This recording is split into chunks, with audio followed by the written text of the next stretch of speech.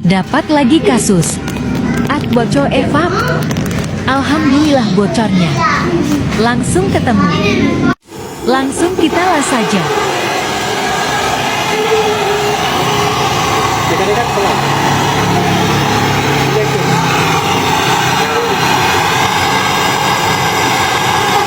Alhamdulillah gelembungnya sudah tidak ada.